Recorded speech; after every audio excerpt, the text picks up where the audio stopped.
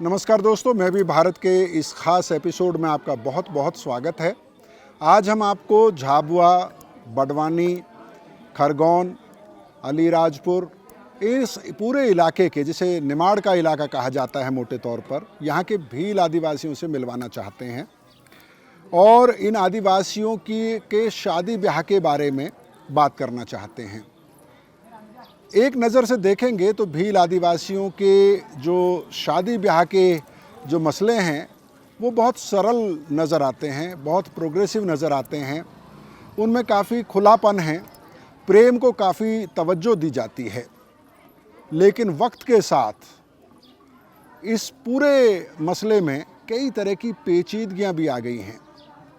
इस बार जब हम यहाँ भील आदिवासी परिवारों से मिले तो ऐसी कई पेचीदगियां हमारे सामने आईं, कई ऐसे सवाल हमारे सामने आए जिनके जवाब बेहद मुश्किल हैं।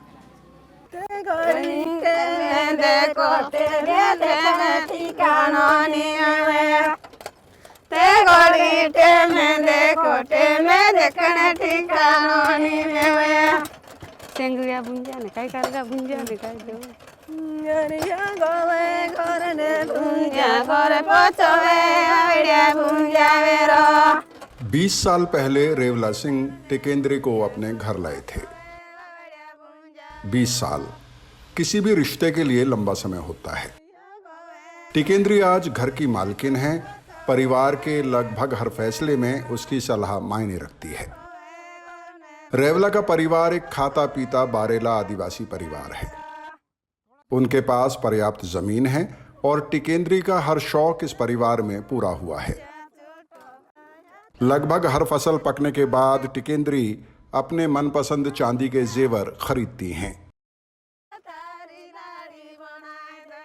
लेकिन 20 साल टिकेंद्री के लिए एक ऐसा नंबर है जो उनके मन में कहीं एक टीस भी पैदा करता है। वो अपने पति रेवला से कम 20 साल छोटी हैं। आमतौर पर खुश दिखने वाली टिकेंद्री बातों बातों में कई बार ये बात कह भी डालती है।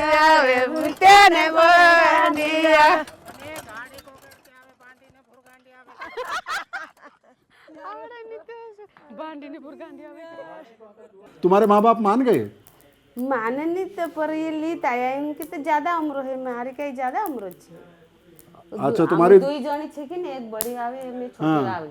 हाँ तो हाँ, ये बड़े उम्र के हैं काफी, हैं? हाँ। टिकेंद्री रेवला सिंह की पत्नी हैं, लेकिन 20 साल पहले जब वो इस परिवार में आई थीं तो ब्याह कर नहीं लाई गई थीं। लगभग 15 साल की टिकेंद्री को रेवला भगा कर ले आए थे। रेवला उस वक्त शादीशुदा थे और उनकी शादी भी टिकेंद्री की सगी दीदी यानी बड़ी बहन से हुई थी। टिकेंद्री के परिवार ने ऐतराज किया और पंचायत बुलाई।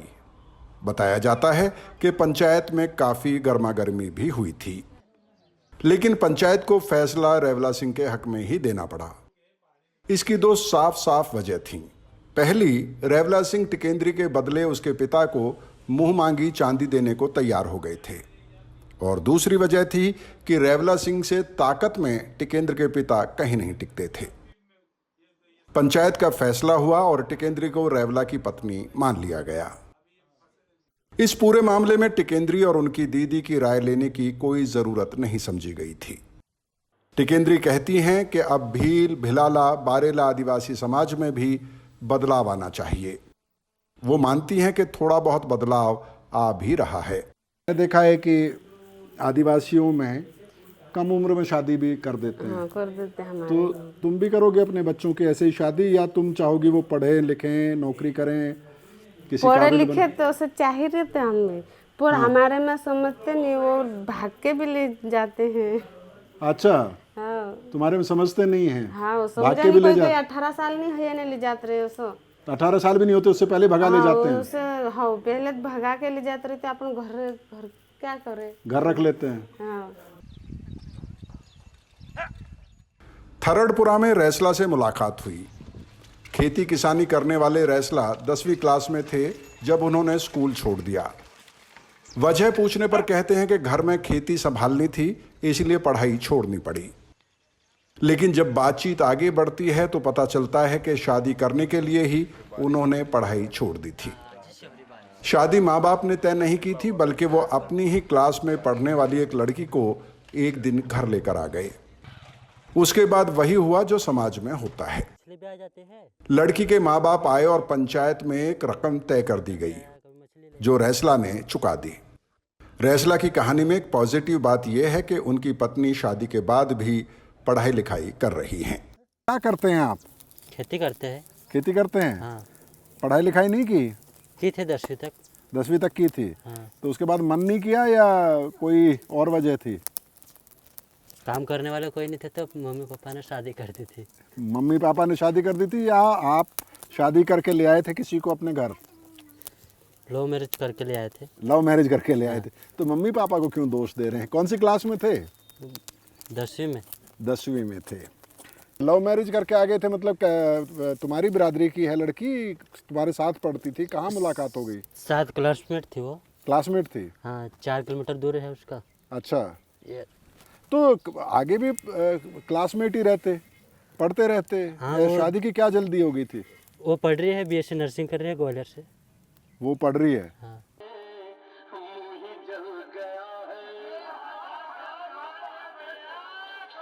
भील आदिवासी समाज में लड़के और लड़की को अपनी पसंद से शादी करने की पूरी छूट होती है।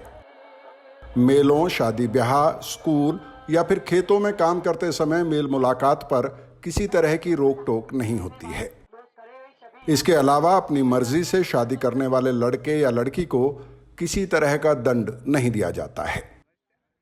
इसके अलावा अपनी मर्जी से शादी करने वाले लड़के या लड़की के परिवार की प्रतिष्ठा में भी किसी तरह की हानि नहीं होती है। प्रेम और अपने जीवन साथी चुनने की यह आज़ादी बेशक काबिले तारीफ लगती है, लेकिन इसके बावजूद कई ऐसी बातें हैं जो आपको सोचने पर मजबूर करती हैं। सर जैसे मतलब जैसा ये छोरा है, मान लो है ना, उसकी एक घरवाली मिसेस भी बना रखी, मान लो है ना।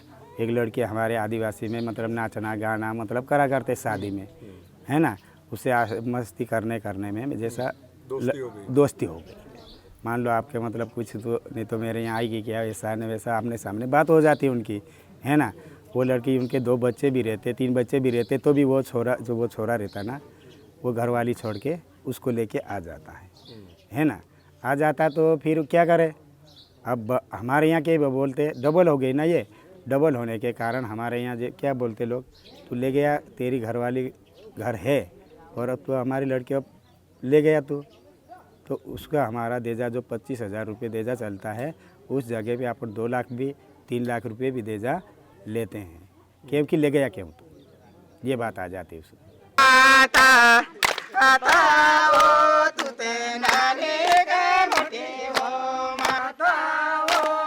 दरअसल वक्त के साथ भील आदिवासी परिवारों में वधु मूल्य जो एक समय प्रतीकात्मक होता था, सौदेबाजी में तब्दील हो रहा है। साधन संपन्न लोगों ने इस समस्या को और बढ़ा दिया है। जिनके पास पैसा और ताकत है वो एक से ज्यादा शादी करते हैं और इसकी कीमत चुका देते हैं। लेकिन जिनके पास पैसा और साधन नहीं होता है, उस वर्ग में लड़के का परिवार कर्ज में डूब जाता है। हमने कई ऐसे मामले सुने जब लड़का किसी लड़की को भगा लाया और पंचायत ने 2 लाख रुपए ब्राइड प्राइस तय कर दिया। इस सूरत में परिवार बड़े किसान या सेठ से कर्ज लेता है। लड़की के परिवार को कीमत चुकाने के बाद पूरा परिवार मजदूरी पर निकल जाता है। इसके बाद बरसों तक कर्ज चुकाने के लिए यह परिवार बंधुआ मजदूरों की तरह काम करता रहता है। ज्यादातर मामलों में भगाकर लाई गई लड़की भी शादी के अगले दिन से ही मजदूरी पर लग जाती है। की मर्जी से जाती है, लेकिन गुनाह आता लड़के का। लड़की बोलेगी कि मैं लेके भगी तो बोल नहीं सकती, है ना। लाया लड़का ही लाएगा ना, ऐसा होता है। अच्छा। हाँ। तो मान लो लड़का चांदी ना दे पाए, पैसा ना दे पाए, तो माँ बाप लड़की को वापस ला सकते हैं? सर वो लड़की नहीं जाएगी वापस। हाँ। कैसे भी हालत में देना ही पड़ेगा उसको, रहे मत रहे कहीं भी कर, लेकिन एक बार उसका फैसला करना ही पड़ेगा। झाबुआ के एक भील आदिवासी गांव में हमारी मुलाकात कमल खराड़ी के परिवार से हुई।